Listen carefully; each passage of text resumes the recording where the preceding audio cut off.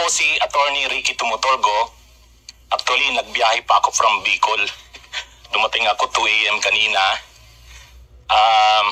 Ako po kasi lawyer at nagtuturo rin ako sa law. At ang tinuturo ko pa naman, constitutional law. At ang subject ko na hinahawakan ngayon, constitutional law to Bill of Rights. At human rights lawyer din ako. Kaya itong dito, pinag-uusapan, malapit ito sa advocacies ko. Pero aside kasi sa lawyer, vlogger din ako. Kaya, ng Supreme Court.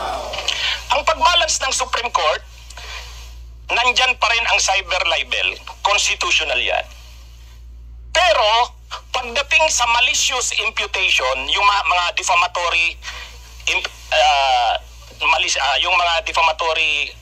imputation, iba ang treatment sa private at sa public. Yung mga public officials, yung private na mga subject ng malicious imputation, presumed na malicious. Presumed na malicious. Kapag defamatory ang imputation mo, libelous kumbaga yung sinabi mo, kapag ang subject ng mo ay private, presumed malicious. Pero kapag public, hindi. Kailangan i-prove na may actual malice. Yun yung ruling ng Supreme Court yan sa landmark case na yan. So kung baga binabalat. Attorney, abogado ka pala na nagtuturo sa Ateneo. At sinasabi mo ang diferensya ng private sa public figure.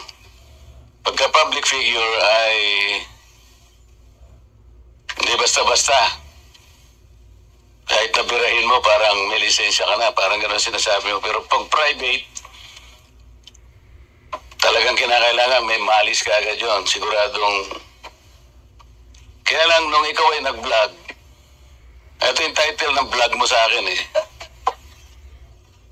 Huwag maniniwala sa pakulo at panliling lang ni Marcoleta. Ano ang panliling lang ko, attorney? Public figure ako, pero kailangan malaman ko, sapagkat dito lang may malis ka na eh. Una, hindi mo ako kilala, ikaw hindi rin kita kilala. Pero dito lang the title pa lang. Huwag maniniwala sa pakulo at panlilin lang ni Marcoleta. Attorney, kahit kailan wala akong nilinlang na mamamayan ng Pilipinas. Wala kang karapatan na akusahan mo ako ng ganito. Kung ang pinag-uusapan ay gusto mo lang ma-informahan ng mga nagpa-follow sa iyo kung sino-sinong maraming nagpa-follow. Doon kasi sa 40 na yon, nakahabol si Mark pang 41, sabi ko, 3 lang yata kami ditong hindi DDS Kaya, sabi ko, hindi attend yung mga yan. Actually, nag-vlog ako kagabi sa kaninang umaga. Sabi ko, akala ko maisog yung mga DDS vloggers. Tawag nila sa kanila maisog eh. Pero bakit hindi a-attend sa TRICOM hearing? So sabi ko, pero ako a-attend ako. Hindi ko alam bakit ako pinatawag. Dahil ba attorney ako na nagbablog? Masagutin ito muna. Ano yung panlilin lang na sinasabi mo rito? Marami na po kasi akong naging hindi ko yung particular na ito pakikita ko sa'yo, ayan hindi ko po alam kung anong particular doon na attorney, gumawa ka ng vlog. Yes po, ako po. Responsibilidad mo sa public ito, lalong-lalo na yung naniniwala sa'yo. Hindi ko maniwala kung paano mo silang napaniwala. Pero itong sinabi mong ito, may pakulo ako at panlilin lang. Ito yung sagutin mo, hindi ako naniniwalang hindi mo naalala ito. Mr. Chair? Walang kinalaman yung rally ng INC dito. Doon ko po kita, Honorable Congressman. Anong panlilin lang ang ginawa ko doon sa rally? Yung po yatang speech nyo doon sa... Hindi pa yata, kailangan siguruhin mo. Nagsalita ko doon, anong parte ng speech ko ang nilinlang ko ang mamamayang Pilipino? Honorable Congressman Marco, yung reaction ko po yata yung speech nyo po doon sa ano stage. nga, kung alam mo yung speech ko, ano yung panlilin lang doon? Pero ito, wala akong makitang panlilin lang na ginawa ko sa ating mamamayan. Ikaw, ang lakas ng loob mo na mag-vlog. Abogado ka pa naman. O ano? Gusto, panoorin ko po mamaya mamaya itong kung ano Ay, yun ang hirap sa atin, Mr. Chair eh. Ano po kasi, Isip-isipin mo, bigla ka na lang gagawa ng isang vlog na ngayon itatanungin kita ng diretso. Wala ka man lang masabi, kahit isang panlilin lang. At ang inaakala mo, baka sakaling doon sa rally. Ibig mo sabihin, naharap ako sa rallying pagkalaki-laki para manlilang lang ako ng mamamayang Pilipino? Hindi ka dapat na abogado eh. Hindi ka dapat magturo sa Ateneo.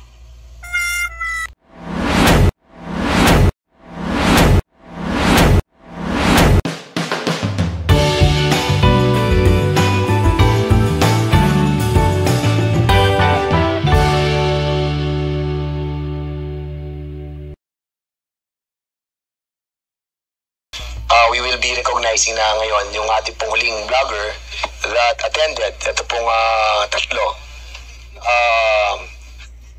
Sige mo, Attorney Ricky Tumutog. Ano pong ipinili niyo, sir? Tumutorgo po, Mr. Chair. Tumutog. Yes, sir. You are now recognized, sir. Thank you, Mr. Chair. Ako po si Attorney Ricky Tumutorgo. Actually, nagbiyahe pa ako from Bicol. Dumating ako 2 a.m. kanina. Ako po kasi lawyer at nagtuturo rin ako sa law. At ang tinuturo ko pa naman, constitutional law. At ang subject ko na hinahawakan ngayon, constitutional law to Bill of Rights. At human rights lawyer din ako. Kaya itong dito, pinag-uusapan, malapit ito sa advocacies ko. Pero aside kasi sa lawyer, vlogger din ako.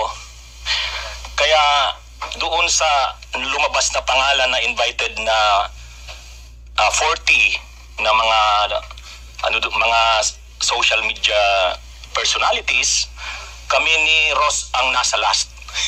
Pang 39 ako, pang 40 siya. Humabol si Mark, pang 41. So, unang-una, yung mga estudyante ko nagtatanong, Attorney, invited ka doon, mga fake news daw, pinapatawag, mga fake news peddlers. Sabi ko, doon pa lang parang biktima na ako kagad ng fake news Kasama na ako doon sa 40 na nakagrupo kasi lahat yun 40. Ayaw ko sanang umattend kasi may klase ako tonight. Kaya start pa lang ng klase. Pero gusto ko rin i-clear yung issue na napapasama ako doon sa 40 na fake news na mga vloggers Kaya akong umattend dito. Pero hindi ko rin alam bakit ako in-invite. Attorney, mix po yung ating invitation. As a matter of fact, po kasi hindi po natin kaya accommodate lahat ng mga vloggers. The reason yung unang 40 po, but in the next hearing, we will be inviting other vloggers as well So, nag-mix na po yung mga peddling fake news and yung mga peddling naman ng mga truthfulness doon sa kanilang mga content. But at any rate, ang kinikater po namin dito ay halos lahat ng mga vloggers natin, mga Pilipino, ang content mo nila ay about against or pro government. So yun po yung ating po inimbitahan for the meantime. But basically sa susunod po, pupunta po tayo, segue po tayo sa ibang industry. Sige, go ahead, Attorney. Thank you po, Mr. Chair. Doon kasi sa 40 na yon, nakahabol si Mark pang 41. Sabi ko, 3 lang yata kami ditong hindi DDS Kaya sabi ko, hindi atin yung mga yan. Actually, nag-vlog ako kagabi sa kaninang umaga. Sabi ko, akala ko maisog yung mga DDS vloggers. Tawag nila sa kanila maisog Pero bakit hindi a-attend sa TRICOM hearing? So sabi ko, pero ako attend ako. Hindi ko alam bakit ako pinatawag. Dahil ba attorney ako na nagbablog? Or baka may natamaan ako dyan sa pagbablog ko? Kaya ni-review ko yung mga vlog ko. Sino kayo yung mga member ng Quadcom at ngayon ng TRICOM na naging topic ko? Sabi ko, wala naman akong masyadong kaya confident ako na sabi ko, kaya ko tong harapin. Pero so, tinitingnan ko ang may kukontribute ko dito as resource person. Una yung experience ko as political vlogger. Ang gamit ko sa social media, Insurrecto. Mayroon din kaming... ako 2 years pa lang akong nagbablog. Sa ngayon, mayroon akong 265,000 subscribers sa YouTube. So, na-appreciate ko na yung mga tao maraming nag-a-appreciate ng aking vlogs. Pag hindi nga ako nag-vlog, hinahanap ako eh. So, dito ko nakikita na ang vlogging, usually kasi pag sinabi yung vlogger, para talagang tagakalat ka ng fake news eh. Pero hindi ako nahihiya na sabihin na vlogger ako. Pag nagpapakilala ako, pinapakilala ko talaga ang sarili ko na vlogger. Kasi hindi ko nakikita na ang vlogging ay masama. Siguro kung may gumagawa man yan, sila lang yon. Pero ang internet kasi, ang social media, ang cyberspace, magagamit natin sa kabutihan ng bayan. Pero magagamit mo rin siya sa kasamaan. Ako, nakakahiya naman, nagtuturo ako sa Ateneo, College of Law, Constitutional Law po noon, tapos magiging tagakalat ako ng fake news. So, hindi. Ako natutuwa ako, alam nyo sa isang araw, 9 ang videos kong kinikreate. In just 2 years, 9,500 videos ang create namin. Kasi may channel ako, maraming channels na yan. Nag-hire na ako ng mga staff ko sa channels ko. Kasi gusto ko talagang ma-educate ang tao sa mga current issues and events. And maraming nag-appreciate. Pag hindi ako nag-live sa araw, hahanapin ako. Marami ng messages akong natatanggap. At Tony, hindi ka pa nagla-live. Mayroon kasi akong magandang araw Pilipinas at mundo. Sa start ka agad yan. Tapos kape at kwentuhan din before sa gabi-gabing talakayan. Ang dinidiscuss ko, current events talaga. Paborito kong itong Quadcom, yung investigation kay Sara Duterte. In fact, nag-create ako ng grupo ng mga vloggers. Nandito yung mga kasamahan namin. 78 vloggers kami. Yun yung nag-initiate ng rally noong January 18 sa EDSA People Power Monument. Nandun yung pangalan ng 80 vloggers. At proud kami na sabihin na kami ang mga vloggers na hindi kami nagpi-fake news. Pero may vlog kami on. Mr. Chair, yes, what's the interjection? Point of order. What's the point of order? He was telling us that he would like to give recommendations to us. But he is not telling himself. He is now giving a story about himself. Sana, attorney, hindi mo ginagamit ang aming TRICOM para mag-campaign ng iyong party list, no? Kaya naman si Mark, para i-campaign na kanyang sarili. Okay. Kailangan namin yung recommendation mo. Okay. Hindi namin kailangan yung sinasabi mo na ginagawa mo sa pag-vlog mo. Alright? Okay. Thank you and sorry, Mr. Congressman. Benny Abate. Sige, go ahead, Attorney Ricky. So dito na, proceed na ako. Gusto kong i-share na ang problema talaga ng kasi, itong fake news, disinformation, itong nagpo-proliferate na mga fake news nga sa social media. Pag-balance kasi ito ng freedom of expression, freedom of speech, at saka yung pag-protect naman ng reputation ng mga nagiging subject ng mga sa social media. Ganun din yung interest ng bansa. So paano siya i-balance? Actually, mayroon ng landmark case dyan. Yung case ng Dicini versus Secretary of Justice. Sa landmark case na ito, GR number 20335, February 11, 2014, ito yung unang pag-challenge sa constitutionality ng Republic Act 10175, yung Cybercrime Prevention Act of 2012. Challenge dito. Ang contention dito ng mga dalawa, hindi ko na itatouch yung ibang aspect ng cybercrime. Yung mga scamming, hacking, data privacy violations. Dito na tayo sa aspect ng freedom of expression. Kasi mayroong specific na provision dito sa Cybercrime Prevention Act of 2012, yung section 4, paragraph C, number 4. Tungkol yan sa cyber libel. Pero actually, wala namang bago. Wala namang bago dito sa cyber libel kasi kahit naman doon sa revised penal code, pinipenalize yung libel kung wala man doon sa written, oral na libel, mayroong other similar means. So yung cyber libel, pasok doon sa other similar means. Yung paggamit ng cyberspace or internet sa libel.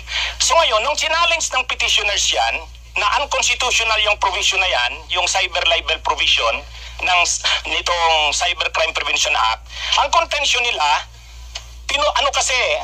yung mga recent daw na jurisprudence, sabi ng petitioners, hindi na kontra sa libel, hindi na inaano ang libel kasi dinidecriminalize na nga, yun yung trend. So sabi ng mga petitioners, alisin na yung provision sa Cybercrime Prevention Act or RA 10175 tungkol dyan sa cyber libel. Ang contention naman ng Solicitor General, hindi pwede. Kasi ano pa rin yan, kailangan protektahan pa rin ang mga private individuals na nagiging biktima ng cyber libel at ganun din ang public or ang state. So ang ruling ng Supreme Court dyan, ganito. Binalance ng Supreme Court. Ang pagbalance ng Supreme Court, nandyan pa rin ang cyber libel, constitutional yan. Pero pagdating sa malicious imputation, yung mga defamatory yung mga defamatory imputation, iba ang treatment sa private at sa public. Yung mga public officials, yung private na mga subject ng malicious imputation, presumed na malicious. Presumed na malicious. Kapag defamatory ang imputation mo, na libelous kumbaga yung sinabi mo, kapag ang subject ng ano mo ay private, presumed malicious. Pero kapag public, hindi. Kailangan i-prove na may actual malice. Yun yung ruling ng Supreme Court yan sa landmark case na yan. So kung binabalance, kailangan pa rin protektahan ang publiko, hindi pwedeng sabihin na unconstitutional ang cyber libel. So, dineclare pa rin ng Supreme Court yan sa landmark case na constitutional, invalid. Pero, sinabi rin, kailangan protektahan din ang freedom of expression, lalo na rin kapag ang subject ay public officials. So yun yung ruling dito. May isa pa dito, yung Section 5, tungkol naman doon sa mga nagsishare, naglalay. Sobra naman. Yung mga nagsishare, naglalay. Wait. Can you wrap up, Attorney? Because we're about to go with the members of the House because there's a lot we've been waiting for so long, no? Inalok lang yung doctrine sa case. Ang last na lang yung Section 5. Sa Section 5, yung bang pagsishare, paglalike, pagko-comment, can that be considered also as crime? Sabi dyan, hindi. Yung ruling sa Dicini case, hindi. Yun lang original author. Kaya, so makikita natin dito yung pagbabalance talaga ng Supreme Court dun sa freedom of expression at dun din sa mga nagiging biktima ng malicious na mga defamatory imputation. Yun na lang siguro muna. Thank you po, Mr. Chair. Okay. Thank you so much, Attorney Ricky Tumotolco. So we'll now proceed to the interpellation of the members of this Congress. But before I recognize Congressman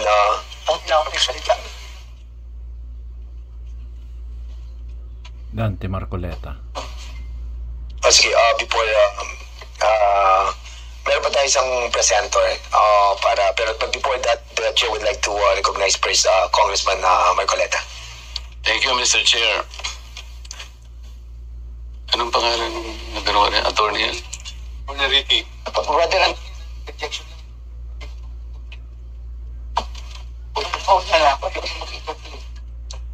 Hindi, tungkol lang sa sinasabi yung doktrina kanina. Attorney, abogado ka pala na nagtuturo sa Ateneo. At sinasabi mo, ang diferensya ng private sa public figure, pagka public figure ay hindi basta-basta. Kahit nabirahin mo, parang may lisensya ka na, parang gano'n sinasabi mo. Pero pag private, talagang kinakailangan may malis ka agad yun. Siguradong, kaya lang nung ikaw ay nag-vlog, ito yung title ng vlog mo sa akin eh. Huwag maniniwala sa pakulo at panliling lang ni Marcoleta. Ano ang panliling lang ko, Attorney? Public figure ako, pero kailangan malaman ko, sapagkat dito lang may malis ka na eh. Una, hindi mo ako kilala, ikaw hindi rin kita kilala. Pero dito lang the title pa lang. Huwag maniniwala sa pakulo at panlilin lang ni Marcoleta. Attorney, kahit kailan wala akong nilinlang na mamamayan ng Pilipinas. Wala kang karapatan na akusahan mo ako ng ganito. Kung ang pinag-uusapan ay gusto mo lang ma-informahan ng mga nagpapalo sa iyo kung sino-sinong maraming nagpapalo. Pwede mo ba sagutin ito muna? Ano yung panlilin lang na sinasabi mo rito? Marami na po kasi akong naging hindi ko ano yung particular na Ito pakikita ko sa'yo, ayan hindi ko po alam kung anong particular doon na Attorney, gumawa ka ng vlog. yes po, ako po Responsibilidad mo sa public ito, lalong-lalo na yung naniniwala sa'yo.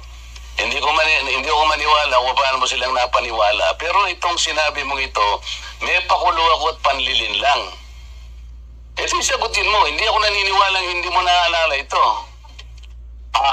Mr. Chair? Mr. Chair? Go ahead. Actually po, dun yata yan sa rally ng Iglesia ni Cristo na naging subject din ako po ng programa ninyo sa yung dalawang pong kasama Honorable Congressman Marcoleta. Ako po yung naging subject nyo doon ni Saganang Mamamayan. Kasi ako yung nag-comment na sabi ko, dapat yung Iglesia ni Cristo kung talagang malaki yung mobilization nila, doon nila gawin sa Luneta, huwag sa Liwasan. Yun yung kasi, pag sa Liwasan... Attorney, huwag mong nililihis ang usapan, ano? Pinag-usapan yung panlilin lang na sinasabi mo at pakulo. Walang kinalaman yung rally ng INC dito. Doon ko po kita, Honorable Congressman... Anong panlilin lang ang ginawa ko doon sa rally? Yung po yatang speech nyo doon Hindi pa yata, kailangan siguruhin mo. Nagsalita ko doon, anong parte ng speech ko ang nilinlang ko ang mamamayang Pilipino? Honorable Congressman Marco, yung reaction ko po yata yung speech nyo po doon sa Ano nga, kung alam mo yung speech ko, ano yung panlilinlang doon? Tingnan ko po dito sa ano ko kung ano yung ang dami ko na po kasi naging content tungkol. Hindi ganoon. Ako kapag ka sinabi ko, alam ko ang pinagbabasihan ko. Kahit matagal na yon, maaalala ko. Pag nilinlang ako ng isang tao, alam ko. Problema sa inyo, hindi ko nilalat ang vloggers, ano? Ako, hindi ko minamasama yung vlogs. Yan ay part ng ating free speech. Expression. At yan ay ginagaranti ng ating saligang batas. Totoo naman na kapag ka public figures, hindi dapat balat sibuyas. Hindi kagaya ng balat sibuyas ni Kong Barbers, alam ko yan. Pero hindi nangangahulugan. Kailangan i-establish ninyo.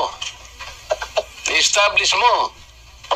Ikaw ay abogado pa rin, kagaya na sinasabi mo, nagtuturo ka pa sa isang reputableng institusyon.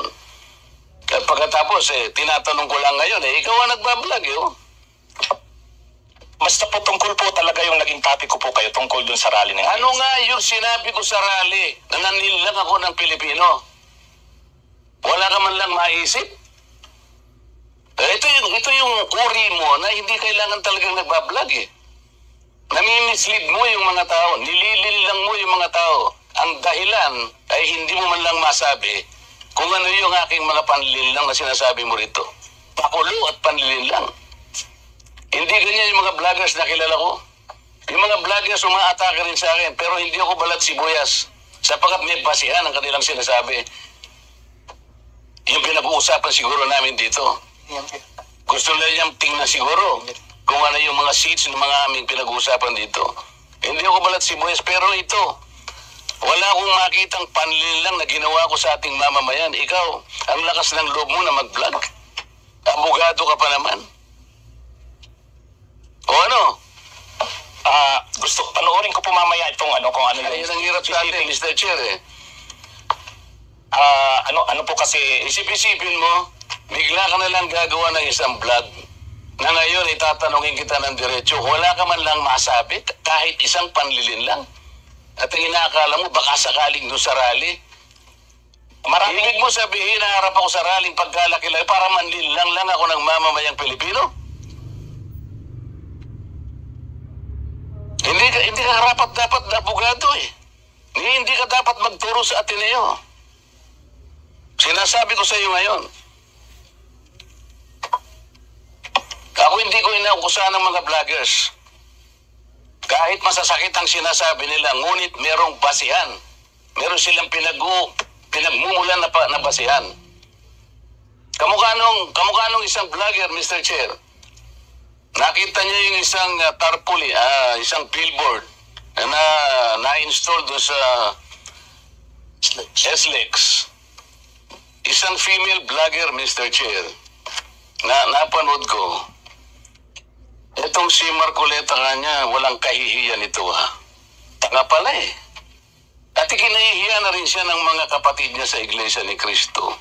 Sapagkat, akalain mong gagawa siya ng billboard, isasama niya kanya si Pastor Kibuloy. Hindi ba niya alam na si Pastor Kibuloy ay ganyan. So, kinakailangan Mr. Chair na sagutin ko. Ang pagkakasabi ko lang po na sagutin ko, miss ka ako, hindi kita kilala, pero medyo nasaktan lang ako, pero nandun na lang, pagpapasensya na kita, sapagat ako ay public figure. Kung ako lang ka ako ang ginanito mo, okay lang eh. Kaya lang kita sasagutin sapagkat yung mga nakikinig sa'yo, baka malin lang mo. Baka sila'y mailigaw mo sa paniwala na ako nga ang gumawa ng billboard na yan. So ipinaliwanag ko, Mr. Chair, hindi ako ang gumawa ng billboard na yan. Nakita ko na lamang po na biglang kasama po ako ron. At hindi naman po ipinaalam sa akin nung gumawa. Siguro po dahil si Pastor Kibuloy po ay tumatakbo ring isang senador, inakala niya siguro magiging maganda rin para sa kanya kung kami po ay magkasama. Ako naman po wala namang magagawa tungkol doon. Pero hindi ko na po, wala na po akong reaksyon sapagkat public figure nga po ako eh. Lahat kami ay tatamaan. Ito nga po yung napakagandang pagkakasalita po sa Korte Suprema eh. Mr. Chair, basahin ko lang, maliit lang po ito. The interest of society, ito po United States versus Bustos. The interest of society and the maintenance of good government demand a full discussion of public affairs. Complete liberty to comment on the conduct of public men is a scalpel in the case of free speech. The sharp incision of his probe relieves the abscesses of officialdom. Men in public life may suffer under a hostile and an unjust accusation. The wound can be assuaged with the balm of a clear conscience. A public officer must not be too thin-skinned with reference to comment upon his official acts. Kaya kaya ko na lang siyang i-tolerate, Mr. Chair, yung babaeng yun eh. Pero ikaw, attorney, dahil sa attorney ka, yan ang sinasabi mo, at nagtuturo ka pa sa isang reputable institution, dito lamang sa title mo eh, huwag maniniwala sa pakulo at panliling lang ni Marcoleta. Pagkatapos tatanungin kita ngayon, kung anong panliling lang ang ginawa ko, wala ka man lang masabi. Kaya naman kita ni demanda pero hindi na kita pagtitsagaan eh, kung ikaw lang. Gusto ko lang malaman ng mga tao na walang basihan tong ginagawa mo. Para sa akin, sapat na nakabayaran sa'yo. O total, hindi na siya makakimo, Mr. Chair. Tatigilan ko na siya. And with that, Congressman Marcoleta, that will serve as your time as interpolator. Ang haba ng interpolation mo. But I will not deduct that sa time mo, Congressman Marcoleta. Okay. Attorney Rigid, you still want to pursue your or that will be it? So yun lang po.